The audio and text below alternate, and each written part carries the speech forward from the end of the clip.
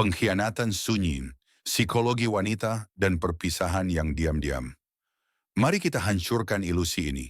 Pengkhianatan tidak datang seperti petir yang menyambar. Ia datang seperti asap, perlahan, diam-diam, menyusup lewat jendela yang retak.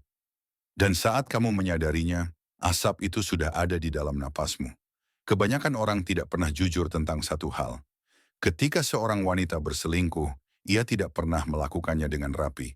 Ia meninggalkan jejak di kedamaianmu, di kebiasaanmu, di intuisi yang berusaha kamu abaikan. Pria sering menutup mata terhadap tanda-tanda itu. Mereka menenangkan diri, berpikir, mungkin aku hanya berlebihan, tapi jauh di dalam hati. Kamu tahu perasaan itu nyata. Kamu hanya tidak ingin mengakuinya. Ini bukan video tentang paranoia. Ini tentang pola. Jika kamu pernah merasakan kegelisahan yang sunyi, napas berat di dada yang berbisik, dia sedang pergi, maka ini adalah untukmu. Tanda pertama, dia menjauh tapi tetap ada. Dia tidak menghilang. Dia hanya menjadi asing di tempat yang sama. Dia masih mengucapkan selamat pagi, tapi tidak lagi menatap matamu. Kamu bertanya, kamu baik-baik saja? Dia menjawab, aku baik. Jawaban otomatis, tanpa makna, tanpa kejujuran. Kamu bisa merasakannya, sesuatu berubah. Tapi kata-kata tak cukup untuk menjelaskannya. Dia masih tertawa, tapi tawanya kini terdengar palsu. Tidak keluar dari matanya, tidak dari tubuhnya, hanya tersisa senyum sopan yang biasanya kamu berikan pada orang asing di lift.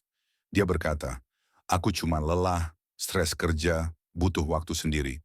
Tapi itu bukan alasan, itu cara untuk menunda. Dan jauh di lubuk hatimu, kamu tahu, ini bukan tentang jarak, ini tentang pintu yang perlahan mulai tertutup. Tanda kedua, dia mulai bersembunyi, tapi di depan semua orang. Tidak ada pertengkaran, tidak ada pintu dibanting, dia hanya berhenti berbagi. Dulu dia menceritakan segalanya, tentang rekan kerja yang menyebalkan, mimpi semalam, atau sekadar apa yang dia makan siang. Sekarang ada bagian dari hidupnya yang tidak lagi mengundangmu. Dia masih berbicara, tapi hanya ketika aman, hanya ketika bisa dia kendalikan, hanya versi dirinya yang dia ingin kamu lihat. Lalu datanglah telepon itu. Dulu selalu tergeletak di meja, terbuka, tanpa rahasia. Sekarang selalu di tangannya, layar menghadap ke bawah, notifikasi dimatikan. Kamu tidak pernah meminta kata sandinya, tidak pernah menuduh. Tapi entah kenapa dia bersikap defensif. Jika kamu bertanya, dia akan berkata, kamu cemburuan, terlalu curiga. Tapi pria yang bijak tahu, kebenaran tidak pernah takut untuk terlihat. Cinta sejati tidak bersembunyi di balik kata privasi. Ini bukan tentang kontrol, ini tentang kontras. Antara wanita yang dulu terbuka, hidup, tulus, dan wanita yang kini hati-hati, diam, penuh perhitungan. Itu bukan pertumbuhan, itu penyamaran. Pengkhianatan tidak dimulai dengan ciuman. Ia dimulai dengan pintu yang terkunci, dengan percakapan yang tak lagi kamu dengar, dengan keheningan yang tumbuh di rumah, di mana dulu kamu punya semua kunci. Dan yang paling berbahaya, dia ingin kamu meragukan dirimu, bukan dirinya. Tanda ketiga, tubuhnya masih di sampingmu, tapi kedekatannya tidak.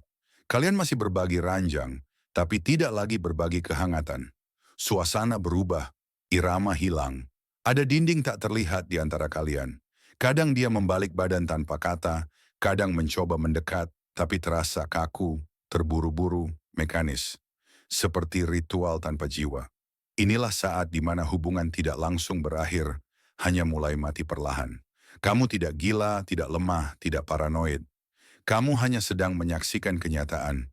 Kehancuran yang sunyi, di mana cinta perlahan sekarat dan kebenaran pelan-pelan dikubur hidup-hidup. Inilah awal dari pengkhianatan.